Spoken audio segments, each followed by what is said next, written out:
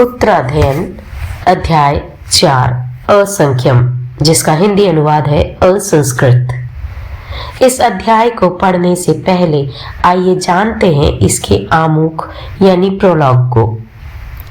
इस अध्ययन का नाम निरुक्ति के अनुसार प्रमादा प्रमाद और समवायांग के अनुसार असंस्कृत है। नियुक्तिकार का नामकरण अध्ययन में वर्णित विषय के आधार पर है और समवायांग का नामकरण आदान पद यानी कि प्रथम पद के आधार पर है। इसका समर्थन अनुयोग द्वार से भी होता है। जीवन असंस्कृत है, उसका संधान नहीं किया जा सकता, इसलिए व्यक्ति को प्रमाद नहीं करना चाहिए। यही इस अध्ययन का प्रतिपाद है। जिन व्यक्तियों का जीवन के प्रति सही दृष्टिकोण नहीं है, वे अन्य मिथ्या धारणाओं में फंसकर मिथ्याभिनिवेश को प्रश्रय देते हैं। सूत्रकार जीवन के प्रति जागरूक रहने की बलवती प्रेरणा देते हुए तथ्यों का प्रतिपादन करते हैं और मिथ्या मान्यताओं का खंडन करते हैं। वे मिथ्या मान्यताएं ये हैं। यह माना जाता है कि धर्म बुढ़ापे में करना चाहिए, पहले नहीं। भगवान ने कहा, धर्म करने के लिए सब काल उपयुक्त है, बुढ़ापे में कोई त्राण नहीं है। श्लोक 1। दूसरी मान्यता, भारतीय जीवन की परिपूर्ण कल्पना में 4 पुरुषार्थ माने गए हैं: काम, अर्थ, धर्म और मोक्ष। अर्थ को येन केन प्रकारेण अर्जित करने की प्रेरणा दी जाती है। लोग धन को त्राण मानते थे।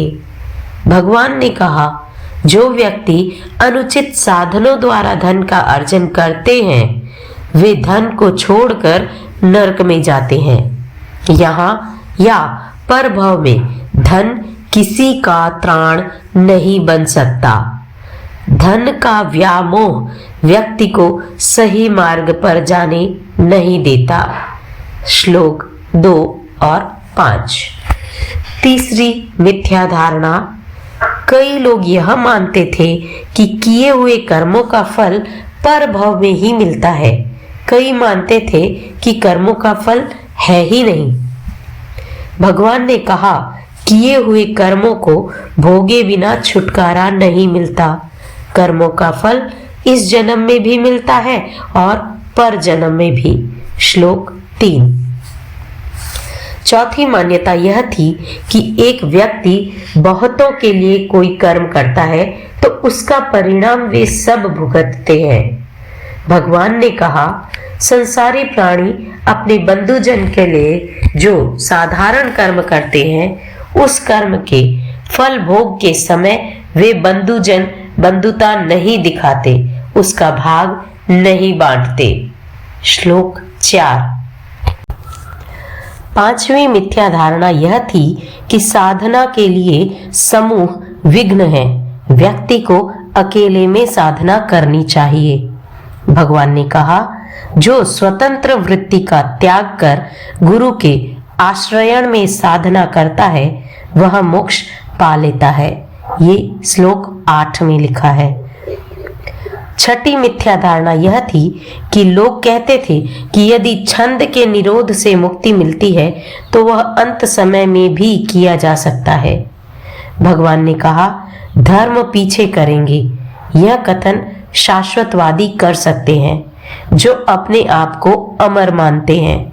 उनका यह कथन हो सकता है, परंतु जो जीवन को क्षण भंगुर मानते हैं, वे भला काल की प्रतीक्षा कैसे करेंगे? वे काल का विश्वास कैसे करेंगे? धर्म की उपासना के लिए समय का विभाग अवांछनीय है। व्यक्ति को प्रतिपल अप्रमत्त रहना चाहिए। श्लोक 9 और 10 में। इस प्रकार यह अध्ययन जीवन के प्रति एक सही दृष्टिकोण प्रस्तुत करता है और मिथ्या मान्यताओं का निरसन करता है। संख्यम, इसका अर्थ है जिसे सांधा नहीं जा सकता, जिसका संस्कार किया जा सके, सांधा जा सके, बढ़ाया जा सके, उसको संस्कृत कहते हैं। जीवन असंस्कृत होता है, न उसको साधा जा सकता है, यानी एक बार जीवन खत्म होने के बाद वापस उसी जीवन में नहीं आया जा सकता, न बढ़ाया जा सकता है। यह जीवन की सच्चाई है। सड़े गले घर की मरम्मत कर 2-4 वर्ष उसमें रहा जा सकता है, किंतु ऐसा कोई साधन नहीं है जिससे टूटे हुए जीवन को साधा जा सके। यही असंख्यम का अर्थ है।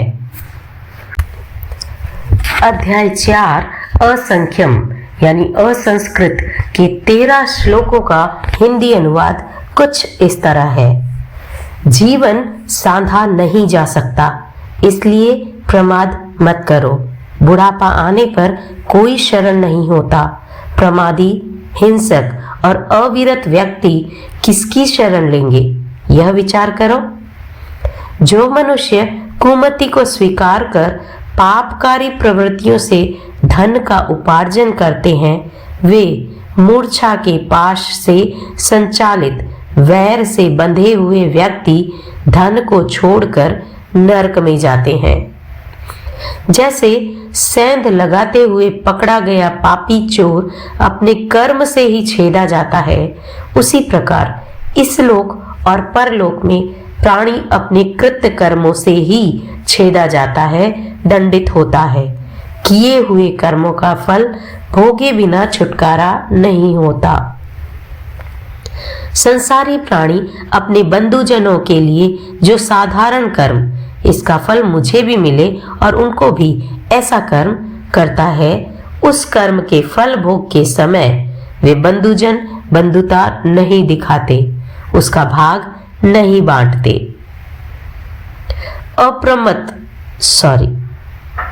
प्रमत्त धन में मूर्छित मनुष्य इस लोक में अथवा परलोक में धन से त्राण नहीं पाता। अंधेरी गुफा में जिसका दीपक बुझ गया हो, उसकी भांति अनंत मोह वाला प्राणी पार ले जाने वाले मार्ग को देखकर भी नहीं देखता। आशु प्रज्ञ पंडित सोए हुए व्यक्तियों के बीच भी जागृत रहे, प्रमाद में विश्वास न करे। काल बड़ा घोर यानी क्रूर होता है। शरीर दुर्बल है, इसलिए भारंड पक्षी की भांति अप्रमत्त होकर विचरण करे। पग पग पर दोषों से भय खाता हुआ, थोड़ी से दोष को भी पाश मानता हुआ चले। नए नए गुणों की उपलब्धि हो तब तक जीवन का पोषण दे। जब वह न हो तब विचार विमर्श पूर्वक इस शरीर का ध्वंस कर डाले। शिक्षित यानी शिक्षा के अधीन रहा हुआ और तनु त्राणधारी अश्व जैसे रण का पार पा जाता है, वैसे ही स्वच्छंदता का निरोध करने वाला मुनि संसार का पार पा जाता है। पूर्व जीवन में जो अप्रमत्त होकर विचरण करता है, वह उस अप्रमत्त विहार से शीघ्र ही मोक्ष को प्राप्त होता है। जो पूर्व जीवन में अप्रमत्त नहीं होता, वह पिछले जीवन में भी अप्रमाद को नहीं पा सकता। पिछले जीवन में अप्रमत्त हो जाएंगे, ऐसा निश्चय वचन शाश्वतवादियों के लिए ही उचित हो सकता है। पूर्व जीवन में प्रमत्त रहने वाला आयु के शिथिल होने पर, मृत्यु के द्वारा शरीर भेद के क्षण उपस्थित होने पर विषाद को प्राप्त हो जाता है। कोई भी मनुष्य विवेक को तत्काल प्राप्त नहीं कर सकता, इसलिए हे मोक्ष की ऐषणा करने वाले महर्षि, तुम उत्थित बनो। जीवन के अंतिम भाग में अप्रमत्त बनेंगे, इस आलस्य को त्यागो। काम भोगों को छोड़ो, लोक की भली भांति जानो। संभाव में रमण तथा आत्मरक्षक और अप्रमत्त होकर विचरण करो। बार बार मोह गुणों पर विजय पाने का यत्न करने वाले उग्र विहारी श्रवण को अनेक प्रकार के प्रतिकूल स्पर्श पीड़ित करते हैं, असंतुलन पैदा करते हैं, किंतु वह उन पर मन से भी प्रद्वेष न करे। कोमल अनुकूल स्पर्श बहुत लुभावने होते हैं। वैसे स्पर्शों में मन को न लगाएं। क्रोध का निवारण करें, मान को दूर करें, माया का सेवन न करें, लोभ को त्यागें।